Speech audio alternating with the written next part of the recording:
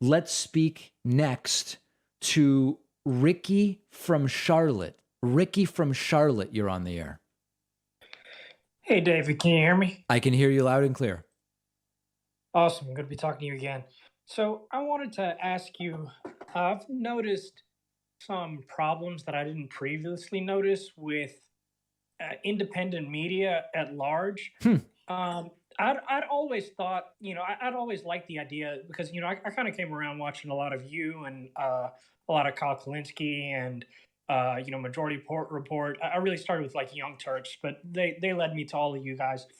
And then, over time, like, I feel like that was probably like around 2010 when I started watching a lot of this stuff. But since then, like the independent media space, I feel like has blown up a lot. Oh, And boy. Your I've kind connection's kind of of going in like and out, all Ricky. of We the heard in a very things that broken way I that thought that independent made media is independent blowing media up. better than corporate media, mainly being that, Oh, boy. they're not. Okay, sorry, can you hear me now? Yeah, now we can hear you. Okay, yeah, no. So I was saying, some of the problems that I noticed with corporate media that I thought independent media had the advantage over, as far as not being beholden to corporate donors and covering things like in a more honest way. I kind of now see that it's not quite as much of a benefit because I see a lot of these characters, like the Jimmy Dores or people like Glenn Griftwald who just give themselves brainworms to like appeal to the Substack audience or whatever. They all just seem to like want to like they're beholden to their audience and they're trying to like feed their audience everything that they want to hear. And I just don't see that as being much better. I mean, and I feel like it's just gotten really bad in like the past couple of years or so. What do you think? Yeah, I mean, you're talking basically about audience capture. And, I can't really speak to exactly, like, I know with Jimmy Dore, we covered something where he got some award from some Syria denial organization and, all these different things.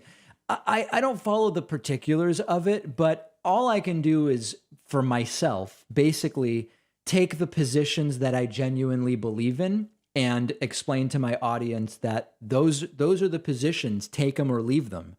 And sometimes people say, "Oh, David, you're grifting by giving a position that's not really yours." No, my audience has gotten mad at me sometimes for takes about different things, but I'm just going to tell people what I believe. And if Yes. you don't want to watch because you disagree with me about one, two, three things, that's your thing.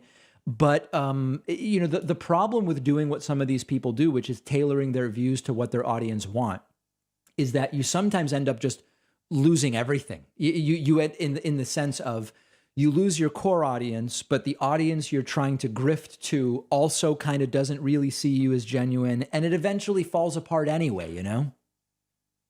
Yeah, and the thing about that, and I respect you a lot because I've seen that you've given your takes on issues that are generally more controversial with your audience. Like the Israel Palestine conflict, or I think there are times like I saw it like when AOC was like really popular with the left, and you like gave some honest criticism about her.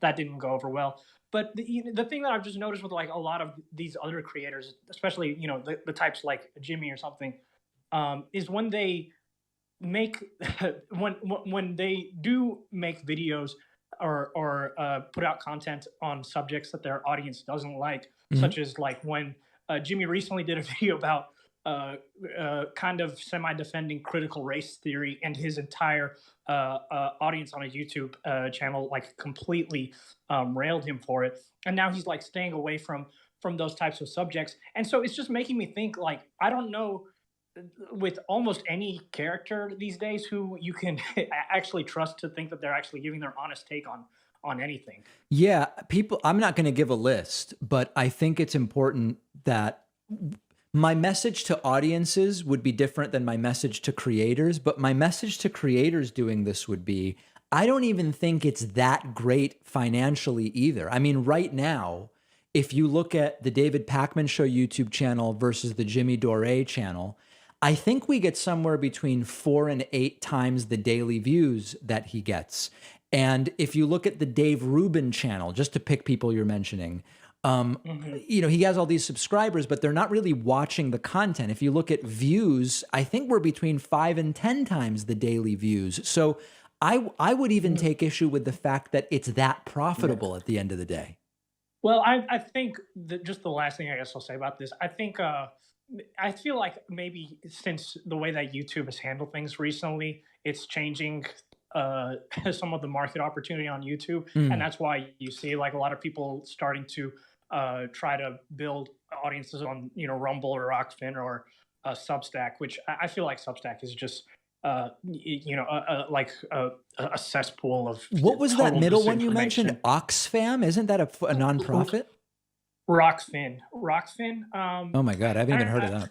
I, yeah, I think it's kind of newer. I haven't spent much time with it. I've just heard of a lot of independent creators like starting to promote, their profile in there and telling people to follow them there. Got it. But yeah. Anyway, All right. Well, Ricky, thank you. I really um, appreciate the call. no, thank you. Have a All good one. right, there we go.